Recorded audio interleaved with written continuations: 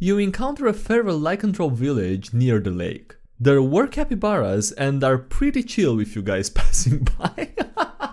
Hey, what everybody, so today I just rolled for random encounters and yeah, unfortunately it's gonna be the strongest one, it's gonna be SkyDieRay. So yeah, sorry about that. Anyway, how are you guys doing? Welcome to another DnDMemes video. Before jumping into the video, I just want to quickly kindly ask you if you're not yet subscribed to the channel to consider doing so now. It only takes a moment, you can undo it later, and it's also gonna help reduce the difficulty of the encounter by 59% if you do that. Also if you wanna smash the like video on the button, it's gonna reduce it further by another 30%. So yeah, thank you so much if you do that, and with that being said, I hope you enjoyed the video. Go on. Reduced to atoms. Half my characters when Wikidot finally gets shut down. Rest in peace all of those characters. Ranger Appreciation Post. Beastmaster Rangers have powerful and useful animal companions to support the party. That's why they're number 2. Let me show you why we are number 1, says the Drake Warden Ranger. Small Dragon Drake Companions. Wait, I'm sorry, what? Is that like a homebrew or, you know, extra content type of thing? Or is that... I've never heard of that, but that sounds really cool. We have so much in common. Old school players who enjoyed the game when nerdy hobbies could get you bullied, and the millennial Gen Z LGBTQ+ community becoming a large part of 5th edition's player base. Finding entertainment, comfort and friendship in fantastical escapism where they can define their place in the world and thrive. And also dice addictions. Of course, I mean, what would D&D be without the dice? Or probably not even D&D, probably a lot of RPGs, TTRPGs suffer from that, but yeah, dice addictions are a big part of it, I guess. Hey DM, I kinda wanna respec my character. Can we work out an in-character reason for me to change classes? Alright, I'll have an NPC priest hit you with the mother of all ceremony, dedication spells. DM Fiat and the Bard Rogue and the other Bard Rogue watching. Do you see the light? Actually, Celestial Warlock. Yes, yes, Jesus H tap dancing Christ, I have seen the light. He's Bojack the horse. I got a really good idea for a D&D character that I'll never get to use. You can't say that and not share your idea. Okay, it's a talking horse. You'd think this would come with some kind of magical backstory about getting turned into one, but it turns out they were just born that way. You find out their mother was a centaur and their father is a horse-headed minotaur. And they have a sister who's perfectly a normal human. They're a rogue thief because nobody ever suspects a horse as a culprit. You are an orc guard in a fully garrisoned and protected fortress 2 miles into a mountain. You're standing post and suddenly you hear a knock outside the door. You know that you're not authorized to move from your post, but your curiosity overtakes you and you open the door. A horse is standing there. As your brain races to think of some explanation for the sudden and unexpected presence of this horse, it leans in and whispers, "No one will ever believe you." How many points to intimidation is this worth?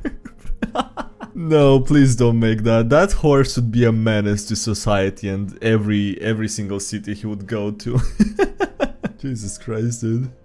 And no one can stop me. It's my campaign and I get to choose the source material. And it's the 2nd volume of Monster Girl Encyclopedia, which yes, I googled, and yes, it's a real book.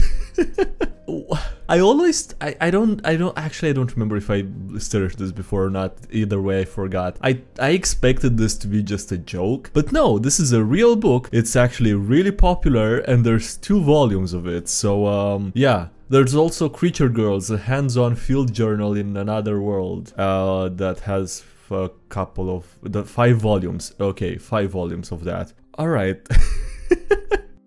Eberron is so cool. Eberron Citizen presenting to a Toral Planeshifter, Titan Warforged, Etherpunk Cities, and Halflings riding dinosaurs.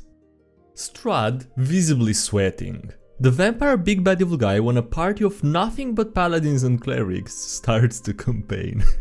I don't feel safe. Oh god, yeah, you shouldn't. You should not feel safe. How I imagine a player character in this situation. When you survive multiple death saves and you refuse to die. I'm invincible. I don't know why, but I just imagined the invincible title card meme. If you know, like how the episodes start when instead of saying the name, it jumps to the title card. If you've seen it, you know what I'm talking about, okay? My actions have consequences? DM. Yes. steal from everyone, including the party, insult everyone, including the party, murder everyone because if the character is not important for the plot, why make them? Why are there bounty hunters attacking me and why is my party not helping me? Okay, that's a very good use of the clown meme. One of the better ones I've seen lately. Oh yeah, it's necromancy time. When your usual group runs a one-shot, so you decide to pivot from a lawful good character to chaotic evil. They said I could be anything, so I became a problem. There are two types of bards. Bard. What do you mean you won't allow me to describe how I the monster? DM whose campaign is safe for work, because it takes away from the plot and players. Also bard. I wish to bang the monster, but I don't want to make the party uncomfortable. Sure, roll for performance and we'll fade to black. Jesus Christ, I'm sorry, I mean, I already think it's a bit weird. I mean, it's understandable, maybe, I don't know, depends on the context. But it's still kind of weird if you want to do that in a campaign at all. If you want to describe it? Jesus Christ, dude, why? He's a little confused, but he's got the spirit. New player to the longtime DM. This is my OC. His name is Clark. Wonderful. What sort of OP power does he have? None. Okay, that's cool. Is he attractive at all? No, he's quite below average, honestly. Okay, well, what about an overdramatic backstory? Not really. His parents love him very much. Okay, where is he from? Hell? A magical forest? Connecticut. He's from Connecticut. He's extremely normal, actually. Even the name, I just realized that his name is Clark. I mean, I guess it's not the most basic name, because like it's not overly basic, right? It's just average, it's just completely average. Shaking my head. Some DMs can be so unreasonable. Okay, I will try to set up the rules today. I have a character idea. No. It's always good to specify what's the limit of rarity that's available to the players. Playing a new campaign, my DM telling me, you can pick 2 magic items. Instant Fortress, discounts as 1. Where's my goddamn money? After you defeated the dragon, the cave starts to collapse. DM, maybe the real treasure was the friends that we made along the way. The party. No, I want my gold. Take that. When the druid takes levels in Bard and casts Vicious Mockery. No one tell them I know all of their abilities. The ancient glyphs are incomprehensible. Unless anyone speaks Abyssal? Me, I do. DM who has everyone's character sheet. Petting the player. Yeah, good job, you do. Nice. I didn't know that. See, it's so much nicer to see this kind of dynamic being presented rather than the one with DMs and players working against each other for whatever reason. Like, Jesus Christ, man. Is it that hard? Perfectly balanced. Level 20 fighter with 20 strength and proficiency in athletics, and level 20 rogue with 8 strength but expertise in athletics. By far, my best idea for a new creature. You encounter a feral lycanthrope village near the lake. There were capybaras and are pretty chill with you guys passing by. Okay, dude, god damn it. Has someone made the top 5 capybaras of D&D yet? How come I haven't seen a meme of that yet? There has to be one, someone has to have made one. You claim to be the most righteous, yet it is we who act as the bastion between the endless hordes of the abyss and your heavens most pure, while you idle on a balanced plane of existence. Curious. Return from whence you came, devil, before I am forced to send you back as a righteous defender of good. Me, about to unload every blood-worth talking point onto this rube and finesse his pure, untainted soul. Just a casual day. Trademark. I don't know, devastated townsfolk. Horrified DM. One of the players is very excited and then there's another player and yeah, that's their reaction to arson. You will put respect on that name. Gotcha. I think all my cantrip slots are full right now, but next time I got one, I'll consider. Whoops, Freudian slip. Excuse you, they are called warlocks.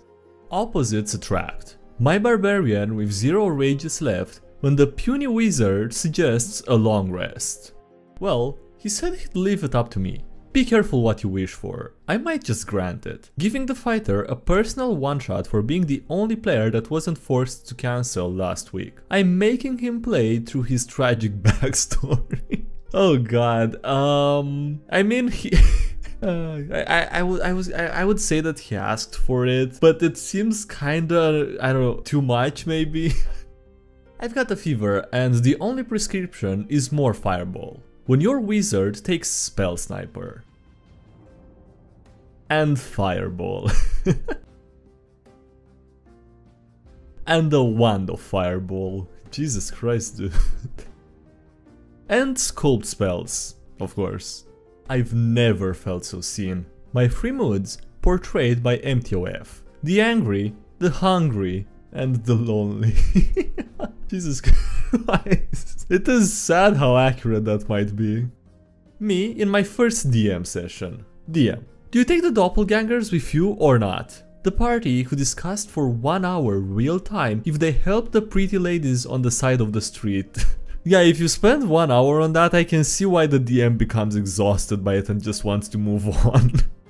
I've read this title a couple of times. I've been looking at it for like 5 minutes trying to make it out. I'm still not 100% sure what it's trying to say, so this is just my interpretation. Every kill he got another line to his description and another relationship. 2 more, and he will secretly be one of the characters from one of the player's backstory. How the random guardsman NPC is introduced versus how the random guardsman NPC is reintroduced after he crit 3 times and killed 3 guys.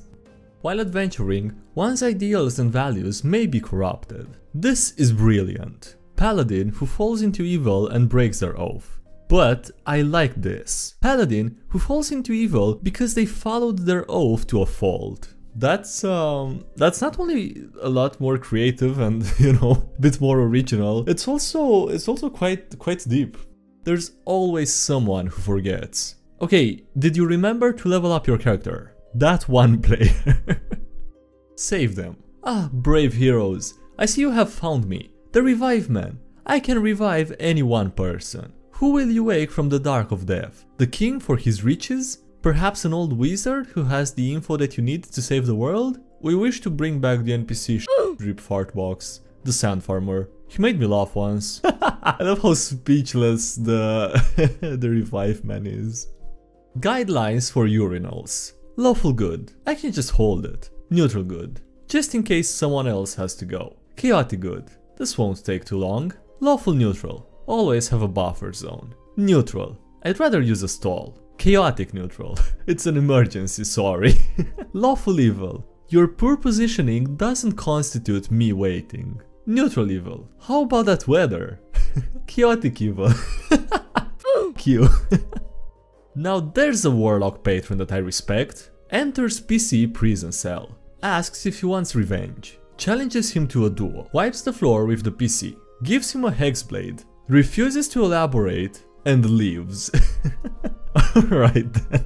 Alright, on that note, that's gonna be it for today's video, so thank you so much for watching, I hope you enjoyed. Don't forget to leave a like if you did and subscribe for more if you haven't already. Also, big thank you to everyone supporting the channel on Patreon as well as here on YouTube, I appreciate it a lot, so thank you so much for that. Links below if you wanna check those out, as well as links to the social media, Discord servers, updated anything else. And yeah, that's it, thanks again for watching and I'll see you next time. Have a great day, bye!